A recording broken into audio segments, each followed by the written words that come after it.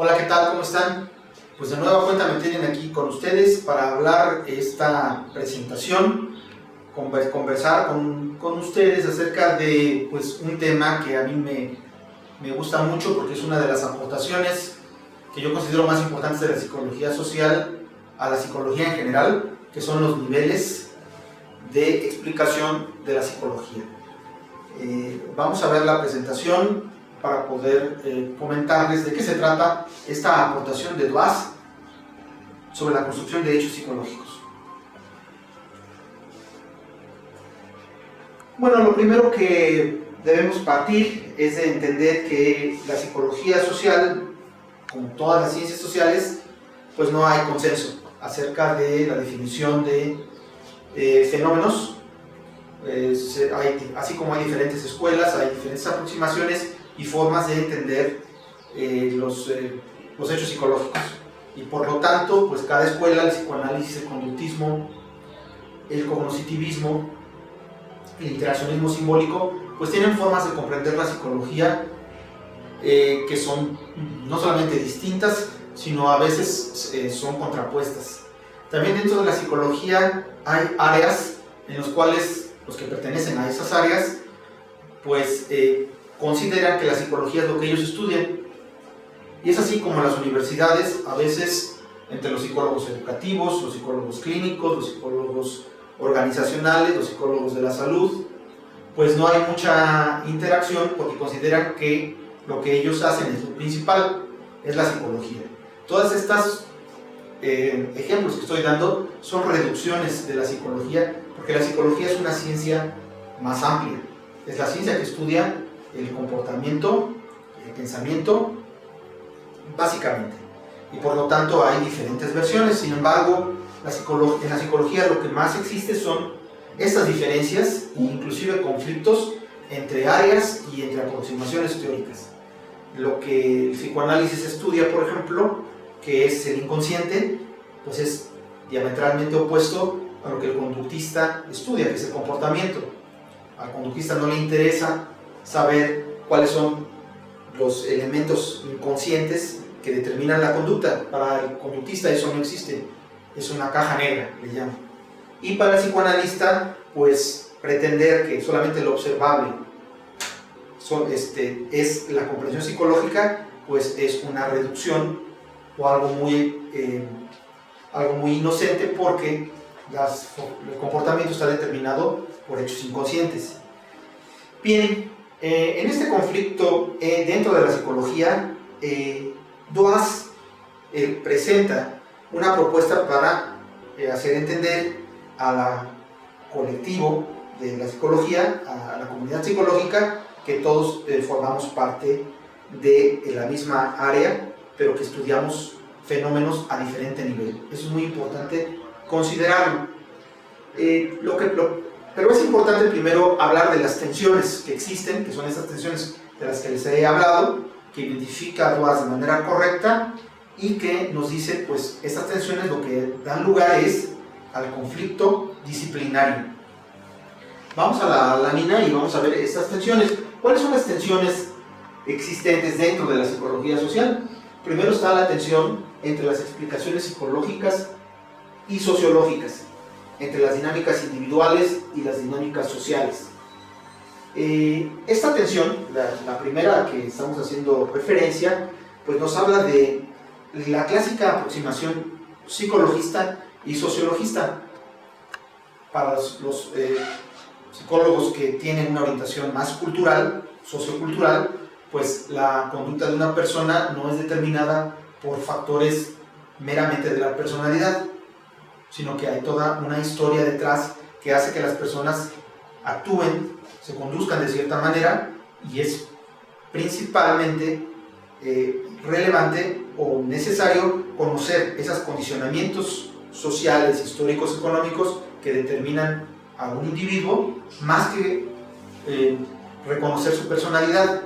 Si hay un conflicto en el barrio de Tepito y sale la gente de Tepito a enfrentar a los policías, una orientación sociológica nos diría que es importante reconocer el contexto en el cual surge esta conducta, la historia que está detrás, las formas de pensamiento que tiene la gente del barrio para enfrentarse con la policía, y que cualquier reducción a la persona pues es una cuestión pues bastante ingenua. Sin embargo, otras personas, otros psicólogos podrían pensar o aproximarse a la personalidad y decir que es una cuestión de personalidad la que está determinando ese comportamiento. Siempre ha habido una tensión en psicología entre estas dos dimensiones, la individualista y la social. Hay una tensión entre los procesos específicos y la gran teoría. Esto significa que la psicología norteamericana se ha desarrollado principalmente, que además tiene una importancia fundamental en el desarrollo de la psicología en general, a estudiar microprocesos o procesos específicos. La teoría de las actitudes, la teoría de las atribuciones, las teorías con la cognición social, las teorías de los prejuicios, del locus de control, por definir algunas, ¿no? La teoría de la obediencia. Son pequeñas teorías que se desarrollan para poder explicar el comportamiento social, pero realmente la crítica de algunos psicólogos sociales es de que esas microteorías parcelan la realidad y no las integran. Por lo tanto, es necesario construir una gran teoría que explique estos fenómenos de una manera más amplia. Entre estas teorías que buscan la gran teoría son muy pocas en psicología, pero existen: la teoría de la identidad social de Tafel, la teoría de las representaciones sociales de Moscovici, la teoría de las minorías activas de Moscovici, y algunos psicólogos sociales que recuperan el marxismo y el psicoanálisis para hacer explicaciones de la conducta a un nivel más amplio. Ese es el segundo nivel de la tensión. Y el tercero, entre la psicología experimental y la psicología de lo real. Hay algunos psicólogos que consideran que el laboratorio o realizar experimentos de campo nos lleva a entender los procesos básicos del comportamiento social. La crítica que reciben de algunos otros psicólogos es de que los experimentos reducen el comportamiento y que hay que estudiar la conducta social en el escenario natural en el que emerge. Y esta tensión, digamos, entre experimentalistas y psicólogos que podrían ser etnógrafos o que actúan en el campo, pues es lo que da lugar a esta tensión. Bueno, estas tensiones existen en nuestra disciplina y tienen que ver con aproximaciones metodológicas, aproximaciones teóricas, planteamientos ideológicos, pero que se pueden integrar dentro de un corpus que pueda entender a la psicología de una manera general, que es lo que vamos a ver a continuación. Muchas gracias. Bueno, como ya les dije, Doise lo que dice es: tenemos que entender que la psicología, al estudiar el pensamiento y la conducta, así en términos generales, pues todo aquello que se aproxime en estas dos dimensiones, pensamiento y conducta, puede formar parte de la psicología, pero se estudia a diferentes niveles. Vamos a explicarlo tal como aparece en esta lámina. El primer nivel es el nivel intraindividual. Lo que estudia la psicología a nivel intraindividual es todos los procesos cognitivos o procesos mentales que ocurren dentro de una persona sin que necesariamente esté interactuando con otra. Es decir, el pensamiento en su nivel más puro. Por ejemplo, Piaget, de cómo se construye la teoría de Piaget de la construcción de la inteligencia en los niños, la disonancia cognitiva, que es cuando uno resuelve un conflicto, o inclusive el psicoanálisis, o una de las... el psicoanálisis está en muchos niveles, pero digamos que en ese nivel de trabajo con el propio pensamiento, me estoy refiriendo al nivel clínico, terapéutico, pues se ubican en este nivel intraindividual, que es el nivel más básico, donde se ubican muchas teorías. Aquí lo que me gustaría que nosotros viéramos es de que, por un lado está identificado el nivel, que es intraindividual, es decir, cognitivo, y por otro lado, entre paréntesis, se encuentran algunos ejemplos teóricos de cómo se estudian esos fenómenos. Muy bien, el siguiente nivel es el nivel interindividual. Esto quiere decir que son todos los procesos que ocurren ya en la interacción entre dos personas o más personas. Este nivel interindividual, pues lo que nos lleva es a analizar la comprensión del otro, fundamentalmente.